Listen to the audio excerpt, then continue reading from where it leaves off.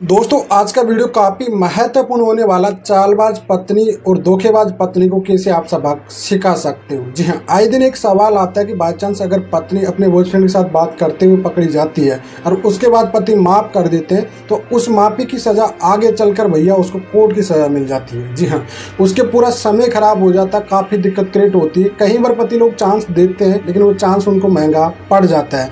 तो ऐसे धोखेबाज पत्नी को आप कैसे सबक सिखा सकते हैं, वीडियो काफ़ी महत्वपूर्ण होने वाला, इस वजह से वीडियो करते जरूर देख लेना।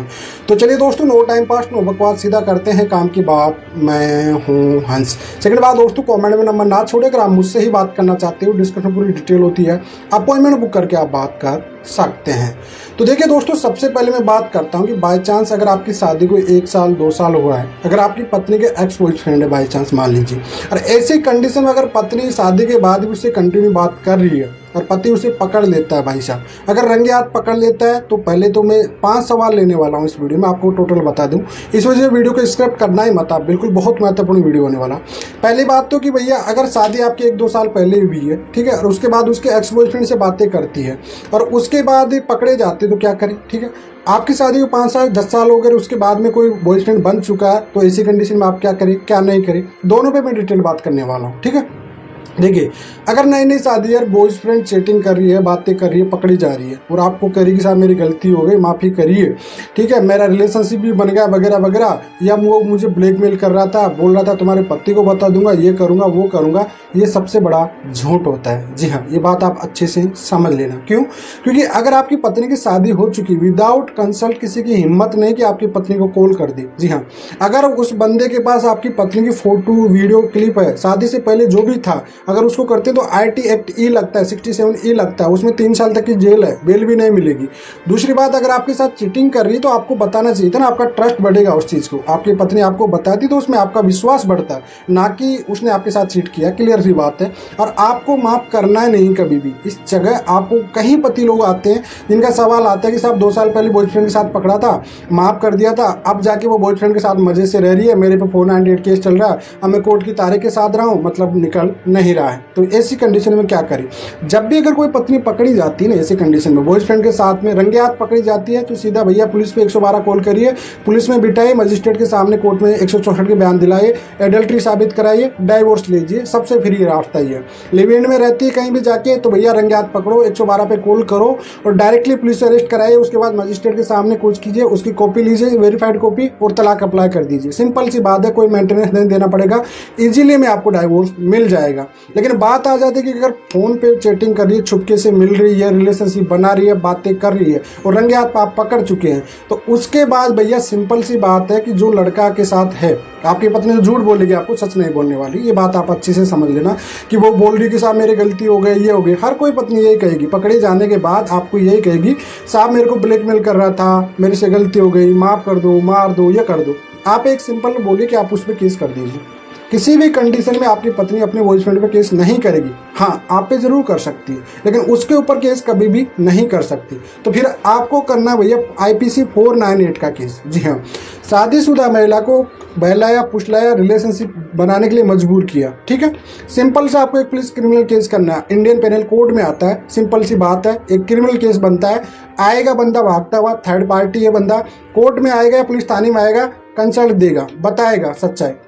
आपकी पत्नी ने जो बताया वो झूठ बताया, आपको सच्चाई वो बताएगा, पूरी क्लियरिटी सामने जब आएगा वो सच्चाई बता देगा आपको। ठीक है, आप इस चीज़ में ये ना सोचें कि घर वाले क्या कहेंगे, बदनामी हो जाएगी वगैरह वगैरह। क्यों भैया, आपके साथ धोखा हो चुका है ऑलरेडी से। अब यहाँ पे धोखे पे कोई मौका मत दीजिए आप लोग, नहीं तो ये धोखा आपको बहुत ज़्यादा महंगा पड़ जाएगा आगे चल के। और कई सारे सवाल आते हैं मेरे पास इस टाइप के, जो लोग आज है ना कोर्ट कचहरी में चक्कर काट रहे हैं। पहले तो डर खौफ था, पत्नी थी, अब तो मायके पे जाके वो अपने बॉयफ्रेंड से अच्छी से बातें करते हैं और पति उनको मेंटेनेंस भी देते रहते हैं। सोचिए इस चीज को। तो इस वजह से कभी भी आप चांस मत दीजिए, एक भी चांस मत दीजिए आप लोग। विश्वास करना सबसे बड़ा धोखा हो जाएगा आपके साथ। ठीक है, अब ऐसी कंडीशन में थर्ड पार्टी बनाइए, उसको IPC 498 का केस करिए, आएगा पुलिस थाने में, आपकी पत्नी के थ्रू कराइए, कोशिश करिए आप अपनी पत्नी के थ्रू कराइए। 99% ही आपकी पत्नी की गलती होगी ना, तो 99% आपकी पत्नी केस करेगी ही नहीं, याद रखिए।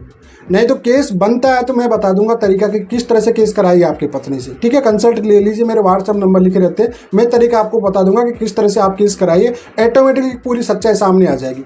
अगर वाकई ब्लैकमेल किया था या उसके पास फोटो वगैरह थी तो भी आप उसको माफ करिए उस जगह पे, ठीक है, गलती थी। अन्यथा खुद का कंसल्ट दे रही थी, खुद आगे से कॉल कर रही थी, खुद मिस कॉल कर रही थी, खुद आपकी घर की पूरी पोल खोल रही थी, आपकी पोल खोल रही थी, तो भैया ऐसे को फिर तलाक दे दीजिए। सबसे बेस्ट है, एडल्ट्री का ग्राउंड बनेगा, इसमें बेस्ट बनेगा। और ऐसे लोग बातें करते हैं तो कहीं ना कहीं मिलते जरूर है, तो इस वजह से कभी भी माफ मत करिए, अन्यथा आपको नुकसान हो जाएगा। जी हाँ, अपने उसके बॉयफ्रेंड को उससे केस कराइए 494 का, बाय गेमिंग का, ठीक है। बेस्ट केस बनेगा इसमें। वह षड्यंत्र करता है, मतलब सॉरी, बाय गेमिंग ने षड्यंत्र करता है, शादीशुदा महिला को बहलाना फुसलाना, उसके बाद संबंध बनाना। जी हाँ, सिंपल सी बात है। उसके बाद भैया लाइन पे आ जाएगी, वो आके सच्चाई बताएगा आपको, एविडेंस के साथ सच्चाई बताएगा। क्यों? क्योंकि उसको बचना है भैया। अगर वो उसने ब्लैकमेल किया तो उसको IT एक्ट और लगेगा, वो फंसेगा, लाइफ टाइम के लिए जेल जाएगा। तो उसको बचने के लिए वो बंदा अपने सबूत देगा, सच्चाई देगा आके। इस वजह से उस पे काउंटर मारिए आप लोग, और ये पति का राइट है। एडल्ट्री कंसल्ट है, अच्छी बात है, अगर दोनों की सहमति हो जाए तो एडल्ट्री आ रही है, दोनों कंसल्ट से थे, आप फ्री हो जाओगे आराम से, आपको कोई मेंटेनेंस वगैरह नहीं देना। ऐसे धोखेबाज पार्टनर के साथ क्यों रहने का। तो कुल मिलाकर आपको एक्शन लेना ही पड़ेगा उस टाइम पे। नो चांस, नो माफ़ी, नो कॉम्प्रोमाइज़, कभी भी मत करिए, बहुत महंगा पड़ जाए आपको। और आए दिन में एक नहीं, मैं 8 से 7-8 साल से इस लाइन में काम कर रहा हूँ। मेरे पास कहीं सारे आते हैं लोग जो उन्होंने चांस दिया और बाद में आज रोते हैं, बहुत परेशान होते हैं कि साहब वकील साहब आप बोले तो इस टाइम पे कर देते तो अच्छा होता।